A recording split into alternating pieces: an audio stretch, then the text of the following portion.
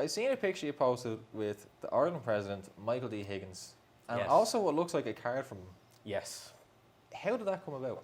So, the first book that I wrote, Sonder and Soul, my ma just said it to me. She goes, "Why don't you send one to the president? Like, he's a poet. He has an address." I was like, "Can you do that, yeah?" 1 Claremont Avenue or something like this. I don't want to dox him, but basically, middle of Phoenix Park. She goes, "You can send him a book." I was like, "I'm going to send him a book." So I done it, and then I got a letter back off his press secretary, like, "President really appreciates your book, blah, blah, blah." I was like, "Oh, no way. I think I still have it framed in the house." I have that framed in the house, and in the back of the frame, I have the first fiver that I got for selling me book, and that was my dad that bought it on me.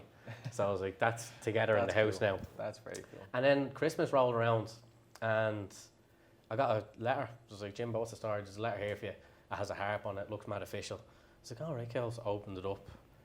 For whatever reason, all the first cards was Mother Mary breastfeeding.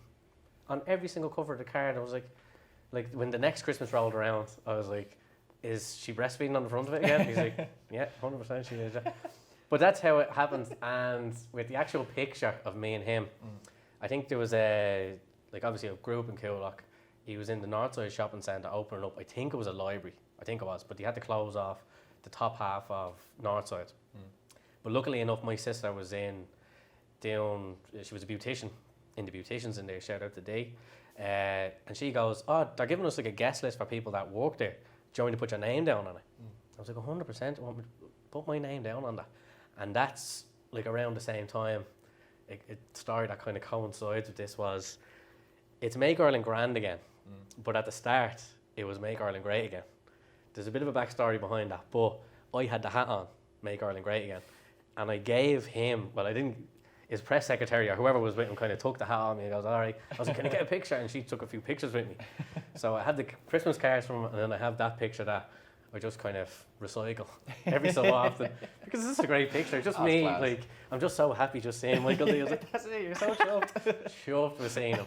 And it was like he was walking out, and I was sitting there. I was like, I have to pull the trigger now. I have to go over to him, and I gave him the hat. And you see the picture of him kind of looking at me like that, and he says like, "What's that?" And I was like, "Oh, it's just a hat." And he goes, "I can't be associated with the Donald." He said that word for word. I was like, "The Donald." I was like, "All right, fair enough." And I was just skipping out on our side. I was just telling everyone what was going on. But yeah, that's the story behind that. I just sent him the book, and he keeps sending me cards. That is brilliant. Yeah. You're on his, I'm on his mailing list. I'm on his mailing list. I got his last card for Paddy's Day. Okay. Because he's out now in November. Oh, that's right, yeah. So yeah, I probably got the last card on. But whoever's the new president, I'm going to pester them as well. So Well, you may as well. yeah. I mean, you're already on the mailing list, see what happens. Yeah, just keep on keeping on. Yeah.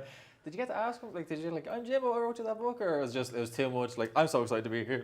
I couldn't get me. Yeah. Yeah. So I get starstruck. I don't get starstruck by many people, but he was one of the ones that was like, It's Michael D. Higgs. I Jeez, know, how do you yeah. not, I was like, all right.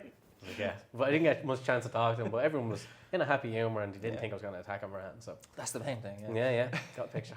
I'd say security guards don't mess around with that kind of stuff. No, they're actually pretty just making sure. Yeah. Like, that's I tried to give him that, and he just dragged it on me. He's like, "All right, I'll give it to him." Yeah. Now, are you sticking this? Are you? Yeah.